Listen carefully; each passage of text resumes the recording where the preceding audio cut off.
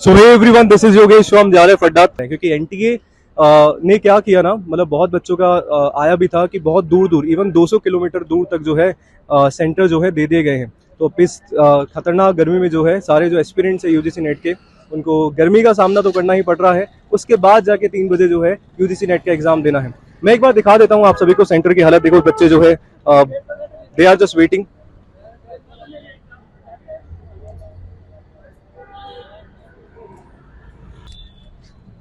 So hi, this is Yogesh from जारे फड्डा। Paper कैसा था? सबसे पहले पेपर 2 बताएं, आपका कौन सा सब्जेक्ट का था? सर हिस्ट्री का था पेपर टू मेरा नॉर्मल लगा मेरे को। ज़्यादा मतलब एक लेवल पे देखे मॉडरेट कह सकते हैं। कुछ क्वेश्चंस ऐसे थे जो सीधे सीधे देखे एलिमिनेट हो रहे थे, और कुछ क्वेश्चंस थे जिनके अंदर टिपिकली थी कुछ जैसे कालानुक्रम वगैरह पूछ रखा था, तो उसके अंदर आपको एग्जैक्टली सन वगैरह याद होनी चाहिए। पीवाईक्यू के बेस पे था पेपर, प्रीवियस ईयर क्वेश्चंस के बेस पे कुछ लगा? सर पीवाईक्यूज के बेस पे कुछ क्वेश्चंस थे उससे रिलेटेड थे, बट ऑल द क्वेश्चंस सारे उससे नहीं थे। अच्छा, पेपर 1 का क्या लेवल था? मतलब उसका अपन जैसे डीआई कैसी आई थी आपके पेपर में? Sir maths normal. Reading comprehension किस टॉपिक से था? रीडिंग एक तो WHO टॉपिक से था, और इंडिया की जो आयुर्वेदिक जो उस पे था कॉम्प्रिहेंसिव, और एक और था जिसके अंदर एक्चुअली मेरे पास टाइम में नहीं बचा लास्ट में, तो मैंने पूछा। अच्छा हाँ, सबसे इम्पोर्टेंट क्वेश्चन है कि जैसे आप पहली बार आपने एग्जाम दी, अच्छा फर्स्ट टाइम में, तो ऑफलाइन में आपको ऐसा लगा कि टाइम कम है या और ज्यादा मिलना चाहिए? मैनेजमेंट का थोड़ा इशू था इसके अंदर। एनटीए की तरफ से कम टाइम दिया गया या आपको लगा? नहीं, ऐसा मेरे को लगा, शायद क्या पता, मेरा फर्स्ट अटेम्प्ट था तो इस वजह से। तो इससे पहले मॉक वगैरह दिए थे क्या? हाँ, मॉक वगैरह जैसे दिए थे, सिर्फ टेस्ट। तो सबसे बड़ा इशू है कि टाइम मैनेजमेंट का है कि वो प्रॉपर तरीके से नहीं हो पाया। चलिए, थैंक यू सो मच, आपका रिजल्ट बहुत बढ़िया हो, धन्यवाद। दिस इज योगेश फ्रॉम जारे फड्डा। आपका नाम? पल्लवी। तो पेपर का लेवल कैसा था? पेपर 1 की पहले बात करते हैं। Easy to moderate. PYQ base था? पीवाईक्यू बेस तो नहीं था, लेकिन उसमें से काफी डाटा सेम था।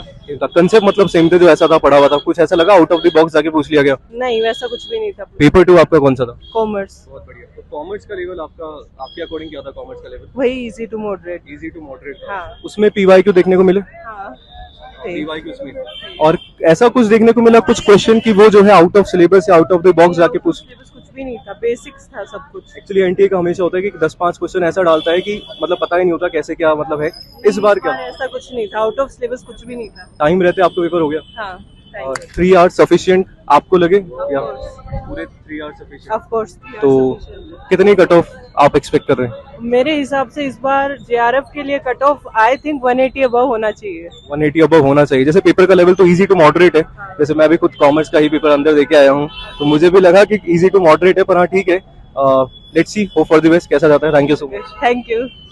सो hi, this is Yogesh from जारे फड्डा। मैम अपना नाम बताइए। प्रियंका सैनी।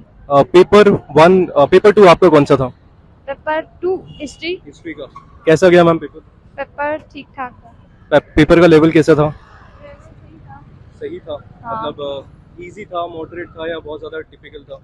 इजी भी नहीं था, मीडियम सा। 20 का था। हाँ। चलो बढ़िया। तो पेपर 1 में मैम कैसा आपको लेवल लगा? कोई पीवाईक्यू बेस्ड था या मतलब कुछ क्वेश्चन रिपीट लगे या कुछ नए क्वेश्चन थे? वो थोड़ा डिफिकल्ट था। डिफिकल्ट था। जैसे अपनी डीआई आती है, तो डीआई हो पा रही थी आपसे?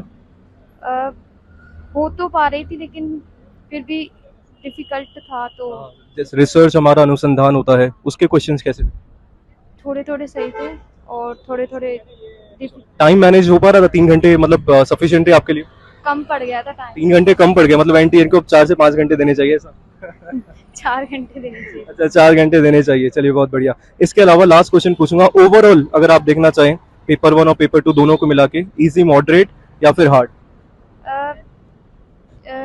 मीडियम मान लो।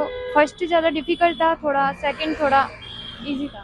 ठीक है, thank you so much ma'am.